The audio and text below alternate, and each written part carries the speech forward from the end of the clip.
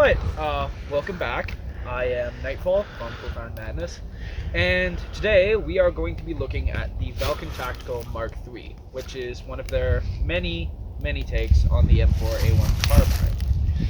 So, the gun here was provided by my good friend Ice Raven, and it is one of his more often used primary weapons. My own personal experiences with it have been fine. It reaches out, kills people where you need it to, and it costs about 400 Canadian, which for all you Yanks out there is $320. Alright, so the M4 and the M4A1 are both spiritual successors to the Kar-15 family weapons, most notably the Colt XM177 Commando, which was an attempt to shorten the M16. Now, there were issues found with the earlier Kar-15 family, though generally the reviews are fairly positive. After the Gulf War, the U.S. Marines adopted it as the M4 carbine, and later, well, very shortly later, they gave it to their SOCOM operators as the M4A1. Afterwards, interest by the Army was increased after the Battle of Mogadishu, in which U.S. Army majors made complaints about the lack of versatility from the M16 in close quarters urban engagements, whereas the Army Delta Force operators had no such complaints as they had done with Kar-15s. As of 2015, both the U.S. Army and U.S. Marines have fully adopted the M4 and variants of it across all of their units. Alright, so now we're going to be taking a closer look at the Mk.III here. So, immediately, it's mostly metal, which is definitely a plus in my books. It's mostly aluminum, so it's definitely on the lighter end, but it's not bad build quality at all. So, first things is controls. If you've ever used them before, you would know fire select is on the left. You manipulate with your thumb like so. Safe, semi, and auto.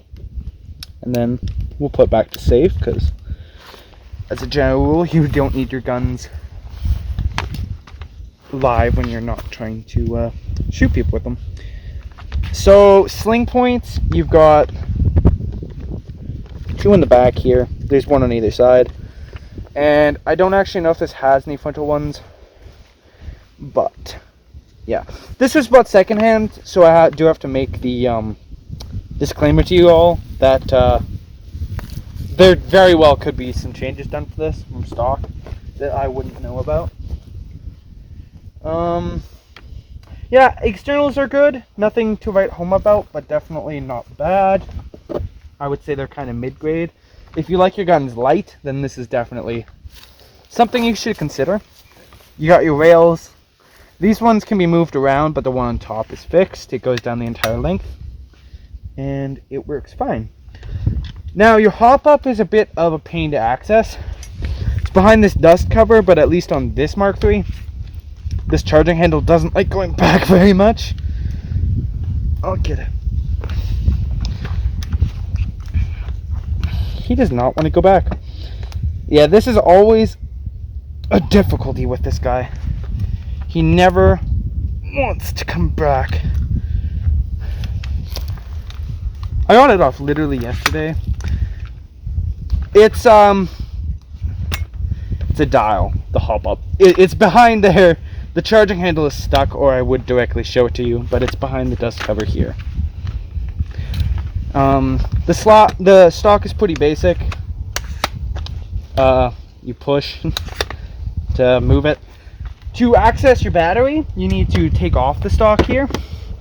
So the easiest way to do that is to fully extend it, then pull down on it like so until you can get it off. Okay. To my knowledge, Raven runs these in it. These 11-point ones. Drop them in. Wow. I believe he sticks them in the other way.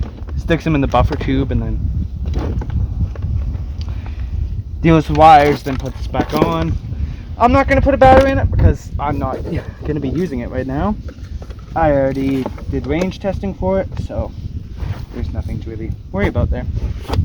Alright, so apart from that, everything is done right. This is just a standard M4 mid-cap.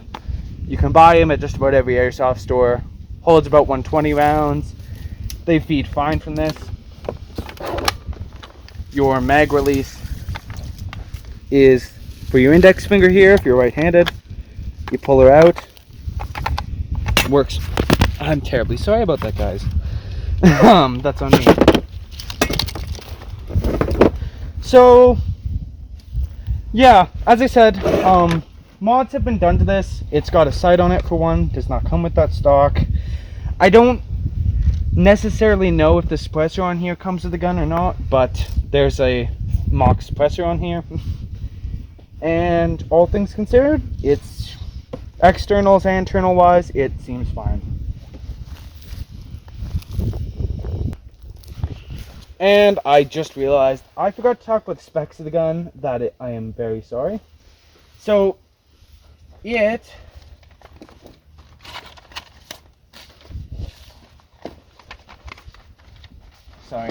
sorry about that. Specs wise, it is 762 to 844 millimeters, which is 30 to 33 inches. So it is not the longest gun. It's not the shortest gun. It weighs about a bit over 1.5 kilograms, which means it's about a bit under 4 pounds. It has a 363 millimeter inner barrel, which is 14 inches, so pretty standard M4. And it shoots around 380 to 400 FPS with .2s. But yeah, that's all the specs for it. I apologize for not mentioning them earlier. Alright, so for the range test, we have 3 targets set up at 40 feet, 70 feet, and 100 feet. Now, due to some internal modifications to the gun and the fact that I've added a scope to it, it's probably not going to perform the same as a stock Mk.III, but it should give you a general idea of what we're working with here.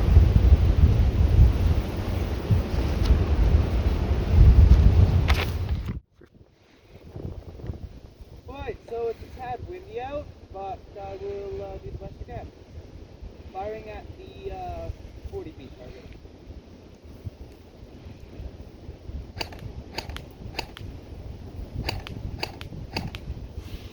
Alright, that was all hit.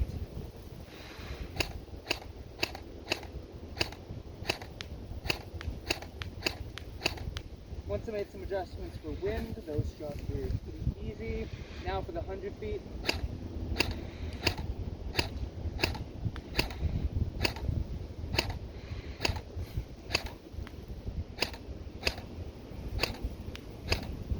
Alright, so we got a lot of good hits on there. If it wasn't for the wind, I'm sure we would have hit all of them. Alright.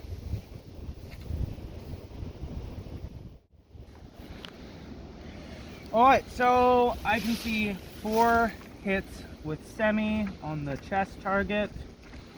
And 3 hits to the head, so not bad for 40 feet. Now, our bottom target here fell because of the wind, but as you can see, we got some really nice headshots.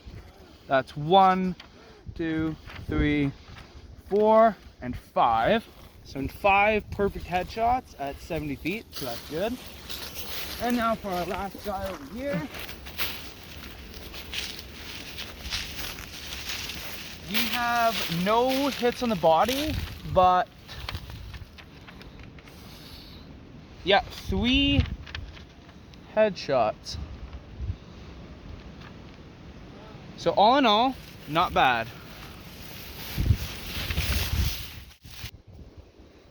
Alright, now for some full auto, let's see if the accuracy changes.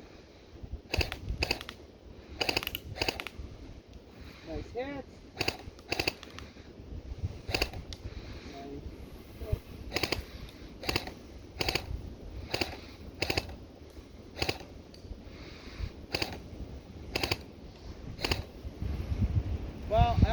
hit that one, but we'll have to go and see. New hit there with auto, hit there, hit there, 2 headshots here, 3 actually. So not bad at all. Accuracy didn't change much. Alright, so 2 headshots on this guy. If he'd had a chest, I'm sure I could have hit him more, but still dead. You want to rely on you. Alright, so I don't see. Those might be hits, but they didn't break the paper at this range. If they are, but other than that, I don't see any hits. Though I could hear it hit the frame. So if this were a player, he'd still be out. Alright, that's good. Alright, so all in all, we got kills at 40, 70, and 100 feet. With both semi-auto and full auto fire, so I would say I am definitely comfortable engaging targets at least 100 feet away. My max for this, I'd say, is I wouldn't want to engage them over 150 unless I had either more experience with this rifle or a better scope, or maybe some more upgrades. But all in all, pretty good rifle at this range.